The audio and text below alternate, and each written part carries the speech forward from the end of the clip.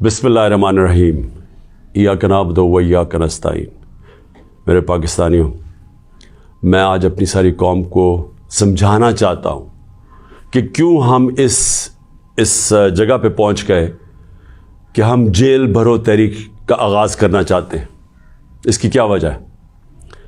देखिए, सारी दुनिया में कौमें किसी कानून के तहत चलती हैं। कानून क्या होता है? वो आइन फैसला करता है कि क्या कानून में जायज़ है और कौन सी चीज़ नाजायज़ है। जब से ये इम्पोर्टेड हुकूमत आई है, इस मुल्क के आइन और कानून की धज्जियाँ उड़ाई गई हैं। हालात ये हैं कि अदालतों की भी बातें, उनके अहकामात ना पुलिस सुनती है, ना ये रियासत सुनती है। मैं आपको मिसाल देता हूँ कि अभी हाल ही में जब ये इम्पोर्टेड हुकूमत भाग रही थी इस्लामाबाद के लोकल गवर्नमेंट इलेक्शन से, तो अदालत ने कहा कि फौरी तौर पे डेट दो, बल्कि उन्होंने तो कहा कि 48 घंटे में करवाओ। अभी तक कोई महीना होने लगा है तकरीबन, अभी तक इलेक्शंस नहीं हुए। उसके अलावा जिस तरह फंडामेंटल राइट्स, जो बुनियादी हकूक़, जो हमारा आइन हमें हमारे बुनियादी हकूक़ की हिफाजत करता है, हालात ये हैं कि लोगों को उठाया जाता है। कितने लोगों को, सोशल मीडिया के लोगों को उठाया गया, उनको तशद्दुद किया गया उनके ऊपर, सिर्फ इसलिए कि उनकी कोई ट्वीट थी, उसके ऊपर उठाया गया, तशद्दुद किया गया। अभी तक कई ऐसे लोग हैं जिन्होंने जिस तरह का तशद्दुद किया गया, अभी तक उनका ज़हनी तवाज़ुन ठीक नहीं हुआ।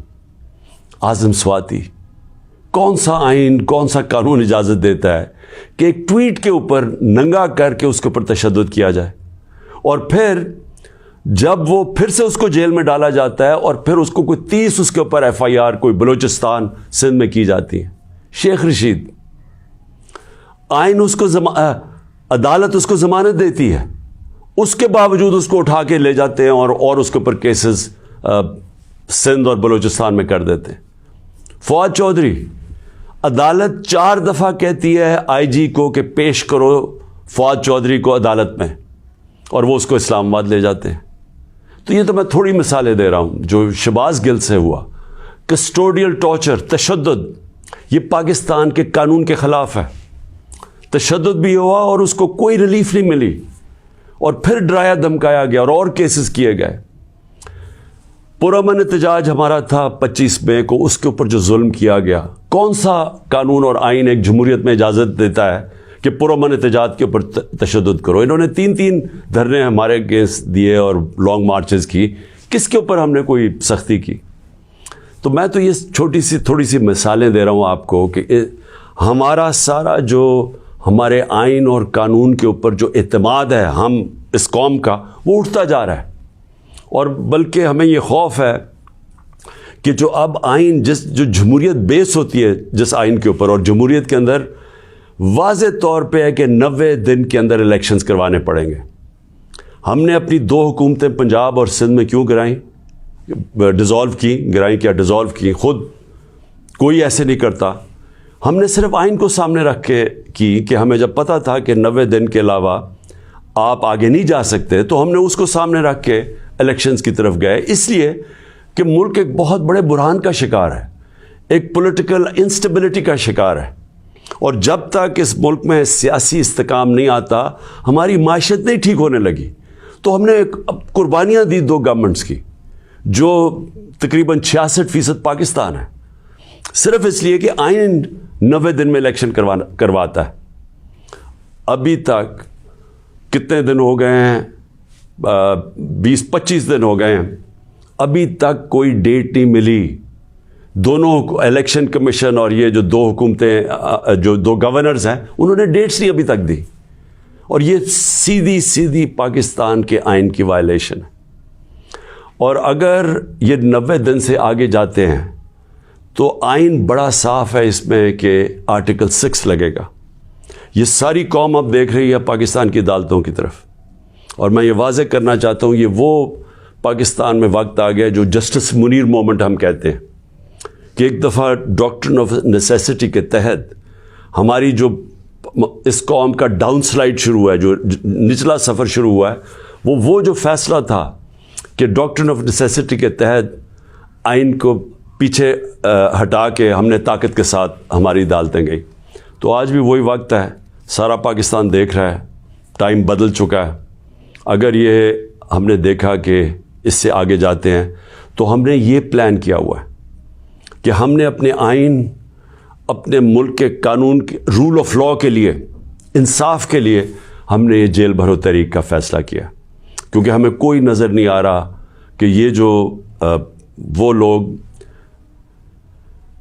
جن کی پر کرپشن کے کیسز, انٹرنیشنل انکشاف ہوتا ہے پینما کا, جس میں پتہ چلتا ہے کہ مریم نواز 4 مہنگے ترین لنڈن کی اپارٹمنٹس, جو کہ لنڈن کے سب سے مہنگے علاقے میں, اس پینما کے انکشاف میں پتہ چلتا ہے کہ اصل مالکہ ان کی مریم نواز تھی. اس کے بعد سارا ٹرائل ہوتا ہے, سزا ہوتی ہے. تو ان کے اوپر تو کوئی ایسا تشدد نہیں ہوا, ان کو تو جیل میں رائلٹیز کی طرح رکھا گیا. ان کے ذرا دیکھیں جیل میں کیسے جا رہے تھے. تو یہاں ٹویٹس کے اوپر تشدد کیا گیا. تو اس لیے 2 راستے ہمارے سامنے. ایک راستہ یہ ہے کہ ہم توڑ پھوڑ کریں, انتشار پھیلے گا ملک میں, سڑکیں بند کریں, پتھراؤ کریں, پہیا جام سٹرائک کریں. تو ملک کے تو آگے حالات وہ ہیں, پاکستان کی تاریخ میں معیشت ادھر تک نیچے نہیں پہنچی جو انہوں نے پہنچائی ہے, اور یہ ہم سب کو پتہ تھا ہونا ہی ہے. اور ہم نے جو اس وقت ان کے ہینڈلرز تھے ان کو واضح کر کے بتایا کہ اگر آپ نے سازش کر کے حکومت گرائی گئی, ان سے نہیں سنبھالی جائے گی, اور نہیں سنبھالی گئی. تو آج کبھی بھی اتنا بڑا اکنامک کرائسس نہیں آیا جو آج پاکستان میں ہے. کبھی عام لوگوں کی زندگی میں اس طرح کی مہنگائی نہیں آئی جو آج آئی ہے. جو بے روزگاری بڑھتی جا رہی ہے, ایک طرف مہنگائی بڑھ رہی ہے, بے روزگاری, تو ملک کے معاشی حالات تو بہت برے ہیں. تو ہم اس لیے اس کو سامنے رکھ کے, اور 26 سال کی سٹرگل میں کبھی بھی ہم نے انتشار کی پالیٹکس نہیں کی. لہٰذا یہ پرامن طریقے کا احتجاج ہے جیل بھرو تحریک. میں آج اپنے سارے کارکنوں کو, بلکہ میں تو پاکستانی عوام کو بھی یہ کہتا ہوں کہ یہ اس وقت آپ پالیٹکس نہیں کر رہے ہیں, آپ اپنے ملک کے لیے جہاد لڑ رہے ہیں, حقیقی آزادی کی جنگ لڑ رہے ہیں.